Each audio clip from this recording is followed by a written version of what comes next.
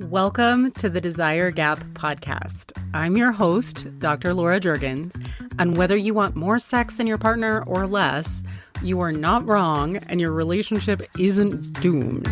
You just need better tools to solve the struggles of mismatched libidos.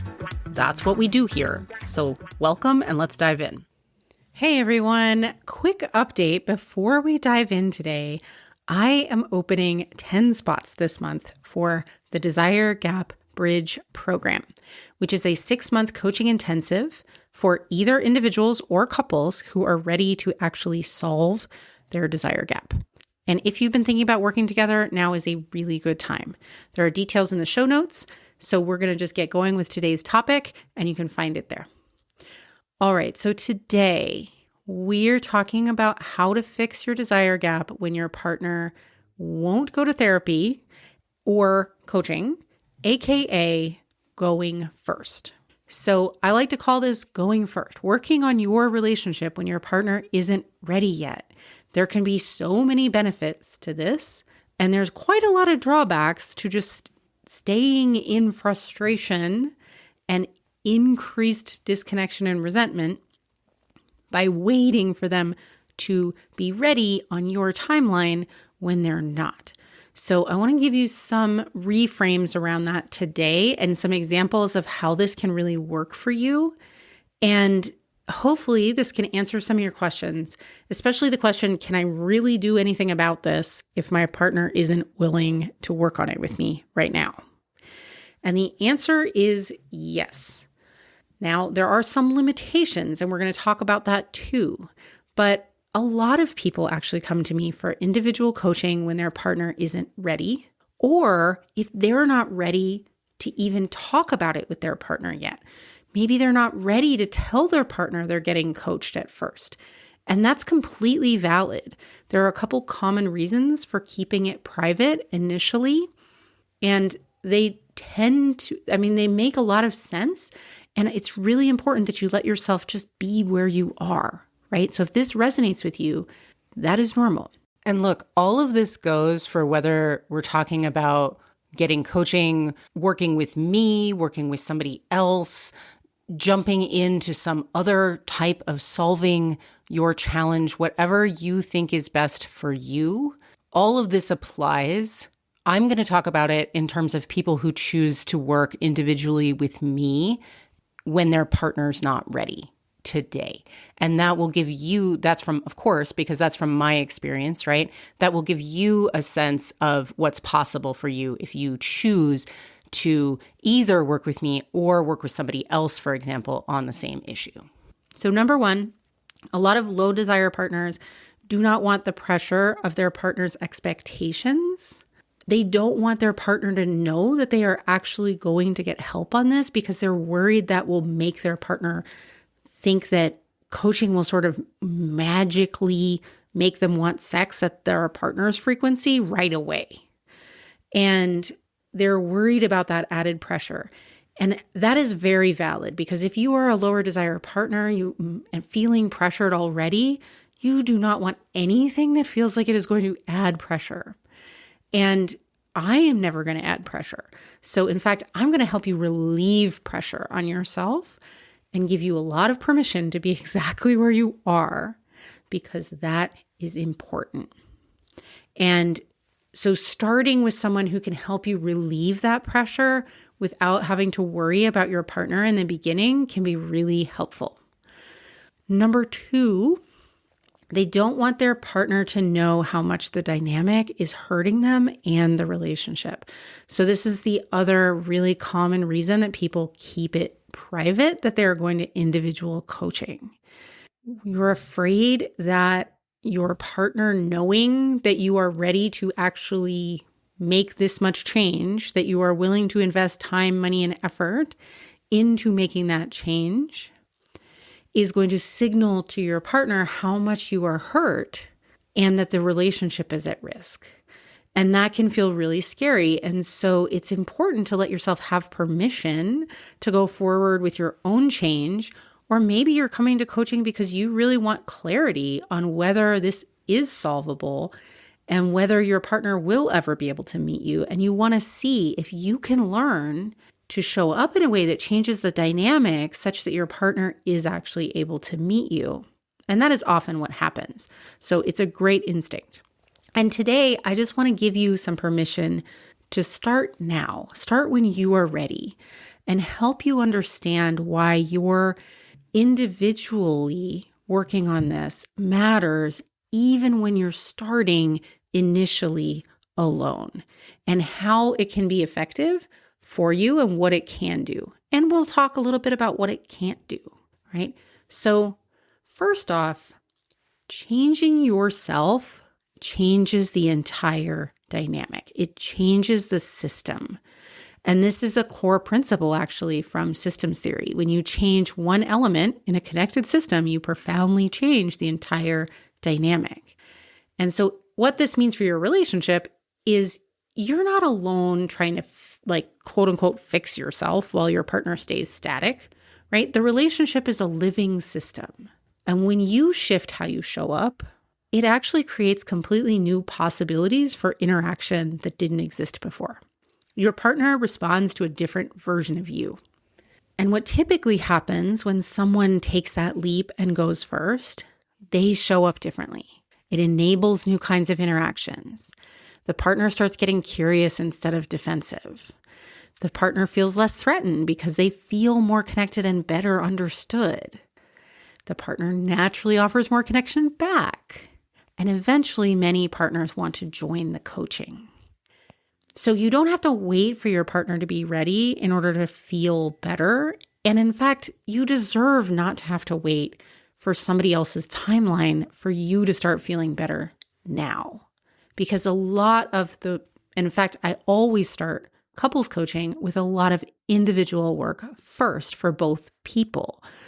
And so you get to have that right now. You get to lean into starting to feel more alive, less disconnected from yourself, starting to feel more entitled to your boundaries and your pleasure and the things that light you up, starting to feel more free, starting to feel more confident about how you communicate, starting to feel more at ease in your nervous system, right? All of those things you deserve, regardless of somebody else's growth timeline. And when you do those things for yourself, you inevitably, it never fails, you show up differently with the other person. So here's just some real stories. So higher libido partner story, for example. Let me show you what this looks like in real life. So a client came to me as the higher libido partner, obsessing over when her husband might be available for sex. Really devastated that he mostly was not interested in sex with her. And she was feeling, understandably, rejected, anxious, really disconnected from this guy. And the first layer, right, of our work together, she started to see that what she was really craving from him wasn't actually the sex. And in fact, their sex wasn't that great. And she was actually not even giving herself permission to really lean into her own sexuality and her own eroticism and self-pleasure. And so that was something that really started happening, which was great. She started also learning more what she wanted for when they did connect in the future. But what she was really craving from him was connection and attention. She wanted caring and closeness that had just largely disappeared from their relationship. And she realized that she was overcompensating by trying to do everything around the house on her own and sort of earn attention or earn help. And really, at the same time, she started noticing how it was that her husband was really depleted and not really in a good place to connect with anybody. And what really shifted was she actually realized that she didn't need his attention as much as she needed permission to enjoy herself, to enjoy her own sexuality on her own, to start having time to herself, to stop overworking so massively and burning herself out, and over caretaking and doing everything in the household, trying to manage her partner's emotions a lot of the time. And taking all that time, carving out self-pleasure time, carving out rest time, and starting to have some boundaries around how she functioned in the household changed her, like it just relaxed everything in her system. And so she was able to actually communicate her needs and feel justified in communicating those needs for the first time in their relationship. And she was able to communicate them really gently and in a completely different way from this like wound up, anxious, you never want me rejection place, right? All of a sudden now they're kinder, they're less resentful, they're less manipulative, the way that, you're asking for your needs to be met. So she could make genuine invitations for him to join her in relaxing and to slow down and be present with her.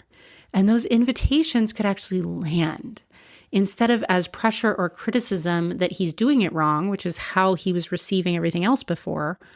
And instead, it was this gentle, beautiful invitation. And she wound up not feeling like one more thing that he needed to do, right, to check off his to-do list. So they started having real support and connection time. And he started being able to actually hear what she needed from him. And she started being able to get it. And then they started to be able to connect better sexually. And they started to be able to talk better about it, right? And about what they both wanted, which they'd really not had those conversations before. And so after all that individual work, she was able to ask if he wanted to work with me and her together. And then they did come in as a couple and they got on the same page sexually. And even though he was still struggling with some of his own personal stress, he actually reached out and got the support he needed for that and started seeing sexual connection and physical affection as stress relief as well for him. And everything loosened up for them. Her anxiety dropped off, his avoidance dropped off. They started having fun and joy and relaxation together again. Their mental and emotional wellness just bloomed, right? The relationship became a haven again. And so the key point here is that none of that would have been possible if she had waited for him to be ready first. She went first. She changed, and it changed everything for the two of them. Okay, so here's the real story for a lower libido partner, because it's not just higher libido partners who come to see me individually. So lower libido partners often come see me on their own. The partner typically joins later, and that's a really great setup because oftentimes a lower libido partner who's been struggling, feeling like they're broken and pressured, really needs solo coaching time first. And that time is necessary. It's necessary to stop the cycles of self-blame, of shame, of avoidance and hopelessness. And they need time and support to actually have fun with me, to play a little bit with just like really low stakes, like just to like, what kind of touch do you like on your arm? Like, what is your body into, right? Like, how could we have fun? How can we release some of this, all this big cloud, right? The cloud of pressure that's just like hanging over their heads. So they need time to start feeling alive and good in themselves and good about themselves because they've been crapping on themselves for so long. And they also need full permission to own their no out loud instead of through this like passive avoidance. No, that doesn't feel good to anybody. If you're hiding in your bathroom, pretending to take a shower or something for an hour, waiting for your partner to go to bed, that doesn't feel good. Nobody loves that. So helping, but it actually does feel really good to be able to say, hey, babe, I'm not available for sex right now, but I would still like to connect in some way. Here's what I'm up for. That really does feel good. So like owning your no out loud, but also owning what your yeses are. What do I want? And what do I not want? It feels incredibly empowering. People start taking up more space. They start like holding themselves differently. And it goes into the whole rest of their life, right? They're all of a sudden now they're like a beautiful example for their kids. They're like showing up at work, asking for what they need, right? This solo time matters. and they can start to find out what actually does feel like a yes. And this is often why they want to do it without telling their partners. And some of them do tell their partners.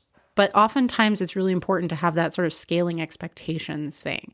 Like, hey, I'm going to start talking to somebody about this, but it's not like that's going to magically make my libido match yours exactly, or that like I'm going to want to have exactly the kind of sex that you're having. That's not what's going to happen here. So just like be patient.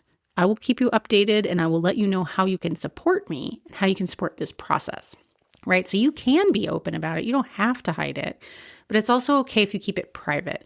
I don't think it's hiding so much as it is having something that's just for you that you aren't quite ready to share yet. And I do think that's legitimate. So going on your own pace and allowing yourself to be truly authentic and be seen and really supported and validated in what your experience is can just relieve so much stress for people. And we can really start taking a good look at that sort of closet full of resentments and scooping them out, cleaning out that closet. And it just feels like this giant burden has been lifted, right? That cloud of despair and self-blame gets lifted. And so that solo work gives you time to figure out with just you and me, no sense of a ticking clock from your partner. What do you actually enjoy? What does light you up, right? Everyone deserves that. And you can do that work on your own. And it enables you to just really, stop trying to manage your partner's emotions with your body at your own expense. Start setting kind boundaries instead of just like waiting for everything to get to a boiling point and then exploding on people, right? You start really enjoying how you are showing up. And when one person in the couple changes that way, it changes everything for the better, right? It really enables a new way of relating. And we get this mutual adult care instead of this over caretaking, like managing type of dynamic. And it's really life-changing. And you don't have to wait for your partner to be ready to feel that type of better now. So I just want to make this invitation to everybody who is ready now. Go first. Lead the way. Your partner doesn't have to be on your exact timeline. They may not be ready yet. And you can't really force somebody to be ready for something that they're not ready for. But you making the change in you will not only feel better to you, but it will also change the dynamic because that's how relationships work, right? So if your partner, here's the reality check. If your partner is total asshat and actually incapable of supporting your growth and joy at all, it is better for you to know that now so you can decide cleanly if you want to pull the plug. But most of you are not in a relationship with a bunch of assholes, or even one. Most of you are in a relationship with someone who is just not ready to go first, with someone who just doesn't feel comfortable yet. They don't have the information they need. They haven't done whatever they need, whatever the universe needs to help them get to the place where they can go first with you. But if you are ready, then don't hold yourself back, because you growing, whether that's working with me or working with somebody else or doing something else, or if it's in a totally other part of your life, like if it's becoming a mountaineer or whatever it is that you want to do, if you are ready, do it. The work you do on yourself matters, and it will ripple out and it will change things. So that's what I just want to invite, because so many people are staying stuck needlessly, waiting for somebody who's not quite ready yet. And maybe all that person needs is for whatever shift it is that you're going to bring, right? So if you are ready now, this is actually a really great time, because I have this new 6-month coaching intensive program where we are focused on rebuilding connection, authentic desire, and intimacy that feels good to both of you using this 4-step desire gap bridge method. It's not talk therapy. It's not generic advice, because that doesn't work for desire gap situations. You all have tried that. I know you have. The generic stuff is not going to work because your desire gaps are not a generic problem. So what you need is personalized body-based coaching that works with your nervous system, your relationship patterns, and your specific blocks. And you can start with or without your partner. And it's literally guaranteed. So if we work together and you don't see a shift in your dynamic, you get your money back. And that's because I know that this works and I believe in it. And I'm opening 10 spots this month. So if you want to learn more or book a free consultation to see if we're a good fit, you can go to my website and I'll put the links in the show notes. And if you're not quite ready for coaching, but you want to just stay connected and get practical tips, please keep listening to the podcast and also grab my free quick start guide, which I am going to tell you about after the episode. Thank you so much for being here and forge ahead. Go first. Hey, so before you go, I have some more free help for you. If you are okay with sharing your email, I will send you my free guide, 5 steps to start solving desire differences without blame or shame. This is a practical starting point for individuals and couples. You can opt out of my emails at any time, but I think you'll want to stick around. I am not a spammer. Go get it at laurajurgens.com/libido. Make sure to spell my last name right, and the link is in the show notes.